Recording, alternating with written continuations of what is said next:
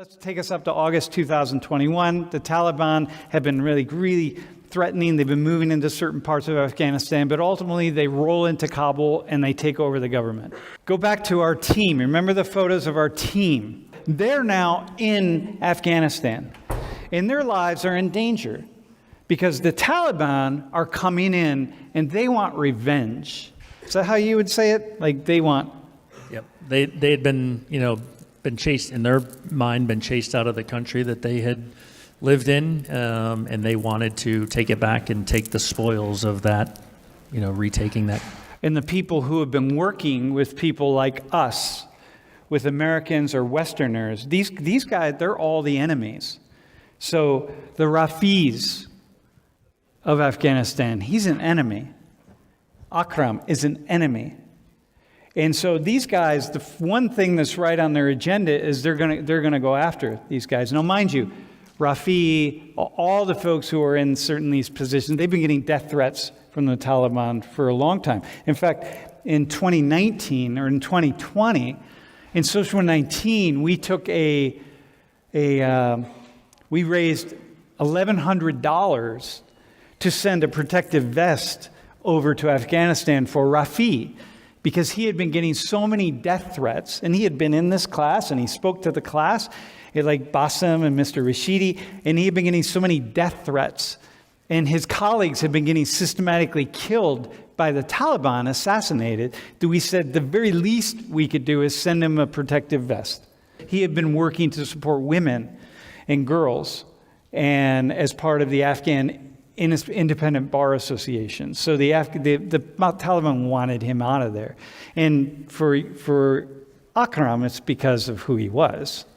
And by that time, Akram had retired, and I had earlier encouraged him to maybe consider applying for a visa to the United States, and he had never considered it and had no desire to pursue that course of action. I was worried about, what was going to happen in the future, and he, said, this is my country, and I'm staying. And his wife was a school teacher, taught girls school. His son was, basically a district attorney, rule law for a judge. So, the whole family was kind of involved in those activities that the Taliban, viewed as problematic and against what they wanted to promote. So the government falls. Next slide. And we got to get them out, because if we don't get them out, they're not going to survive. Okay? So I call Rich to say, hey, can you help me get Rafi out? And he knew Rafi. And Rich says, yeah, but we got to get Akram out. And I said, okay, well, let's work together. We'll get them both out. And so we bring Serge into this conversation. And because Serge, it's the three of us now working together, we got to get these guys out because we have to save their lives. Like literally, there's not a question. Okay, if they don't get out, they will not survive. Okay, so now we're working to get them out. This is them at the airport with Akram's son, and trying to get into the airport. So I want you to say a couple words about this. Go to the next slide. This is Rafi, Roman, his wife, and his two daughters, right? This is them at the airport. It's 115 degrees on this day. There's no shade. It's nothing but sun. It's 115 degrees. Everybody's flocking to the airport to get out. Next slide.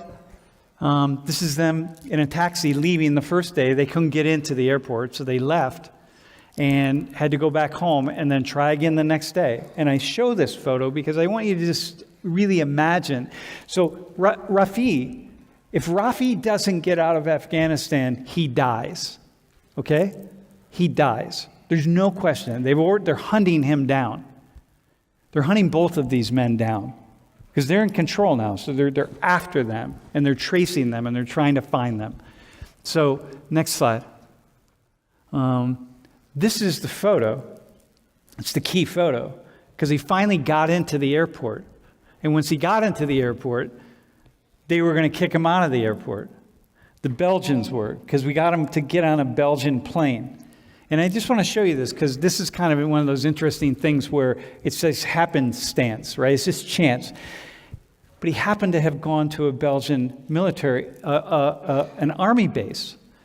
So Lori sent him this photo and said, listen, show them this photo of you at the Army base.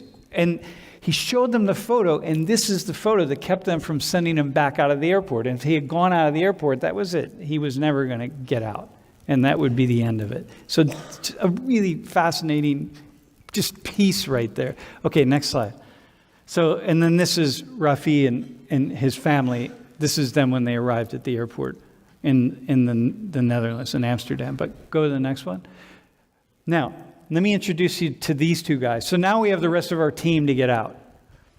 And Rich and Serge and I put our heads together and say, what are we going to do? How are we going to get these guys out? The guy on the left, Harry, had contacted me 5 months earlier because he watched the Social 19 class, and he said, can you speak to our students? And I said, yeah, I can. Man, how about maybe we'll do it in the fall or something, right? So we went back and forth many times, and at some point in time, he gave me 3 dates. And I said, okay, in like early August. And I said, all right, hang on, I'll get back to you. And I never got back to him. And then one morning, I wake up, or I go to bed, and I wake up at like 2 in the morning, and I send him a text, and I said, Harry, listen, I'm sorry I didn't get back to you with a date, but I'm trying to get our team out of Afghanistan. I have no idea why I said that. There's no reason I would have ever said that to him, because I don't know this guy, right? And Harry texts back and says, call me. I can help you. And I'm like, holy shit. All right. So I wake up in the morning and I call him and he says, okay, let's do this. I'm in. So now it's the 3 of us. And so it's Harry and Niels. This is their little headquarters where they started doing the work they needed to do, because ultimately we got our team into the Netherlands because we worked in the Netherlands. And so we were able to fly them into the Netherlands, and now that's where they're living as refugees. But this is them toasting when we finally knew that we got them out, okay? So, and the Mandeville Academy is the academy that Harry started and he directs. Okay, next slide. So walk us through. This is the evacuation, right? You remember this. Like we were all on the phone. We had our Afghan team and all at their homes in Kabul. And we said, okay, go to the airport, right? So tell us what that means, getting to the airport. For Akram and his family, it started a few days before this. He called me and said he was in Kabul trying to get some documents that he thought he might need in the future. And he called me and said, the Taliban were at my house last night. They threatened my wife. They threatened my kids. They know, I know they're looking for me. They said they're looking for me. What do we do now? What should I do now? And I said, I told him, I said, hey, just tell them to come to Kabul. Just tell them to leave. This is his home, right? His vehicle's there. His home is there. All his belongings are there. Everything that he has ever built for himself and his family. And I said, tell them to come to Kabul. And he said, okay. And when they get to Kabul, what do we do then? And I said, I don't know yet. I'll figure it out. But I know it's like a 10-hour bus ride, so we'll figure it out. And that's when I started talking to Sam, and we got them into a safe house in Kabul. We started producing documents that we thought would help them get through the gate, verifying their service, verifying their association with the World in Conversation, with NATO, anything that we thought we could generate. We're calling everybody we can, the U.S. State Department, the White House. I had a former literally anybody that would pick up the phone, and quite frankly, they're overwhelmed. Everybody is trying to call anybody they know to help their Afghan friends out. So we, one of the houses has a printer, so they're printing documents. Yeah. We're tracking on a map. We're getting information from other Army veterans, and people are trying to get out about checkpoints, and we're giving them information about the route. I have one of my cadets. There was a cadet here at Penn State, and now is an Army officer who happens to be on the airfield. So I'm sending her information saying, hey, I think I'm going to send them to this gate at this time. And she can't provide information that's of a security risk. So I would periodically, get like the thumbs down emoji, like don't do that one. So we would pick a different gate, knowing that one maybe was not going to work.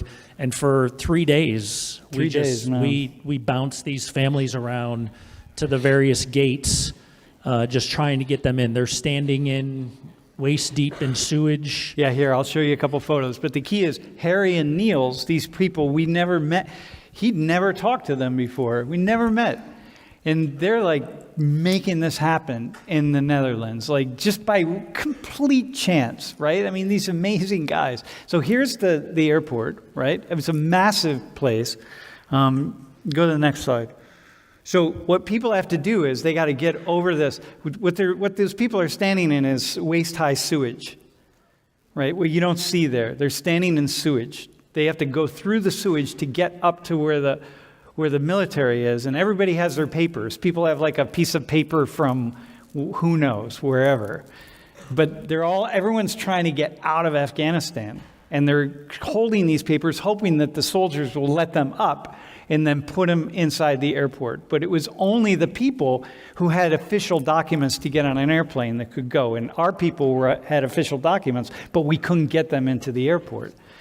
So you remember, I mean, this is just like a scene of... Right, so I mean, this scene goes on for days. We send them there at various times, because what they would do is open a gate and try to get some people in that were supposed to get in, but then too many people would swarm the gate. Like 20,000 So they would close the gate and then open another gate maybe a mile away. So we were constantly trying to send our families to where we thought the next gate was going to be, where they could get in. We thought if somebody could just view their documents, We'd get 'em they out. would get them in. And we knew once they got on the airfield, more than likely they would get out.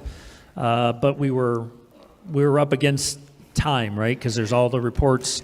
You know, I'm talking to people that I know at the airfield, and they said we're 24 hours out. It's gonna last close. planes are leaving. Like, he's getting the inside intel.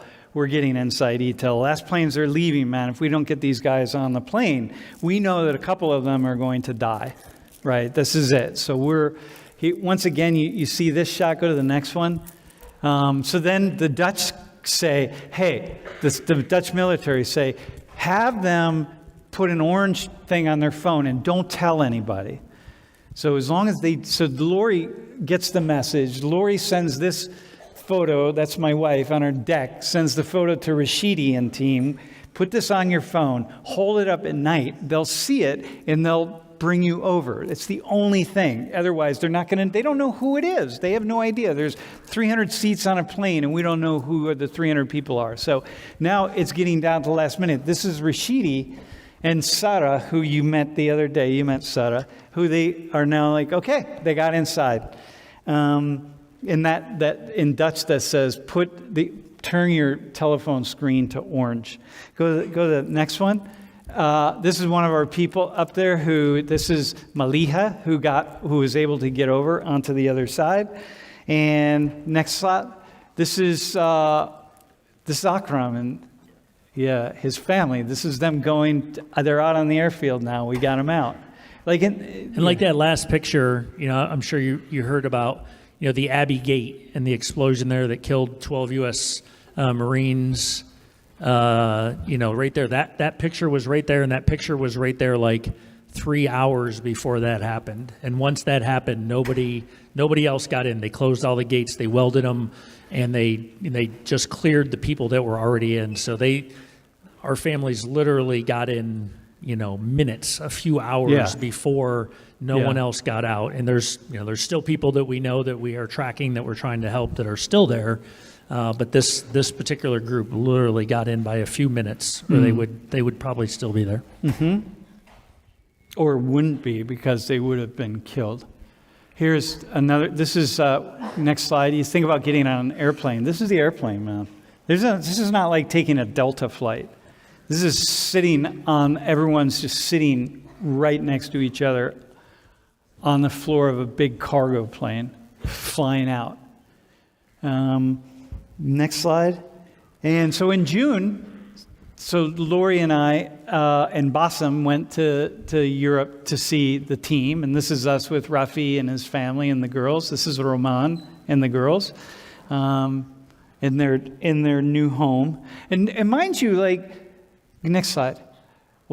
This is Aunt Lori with the girls. And I love that photo.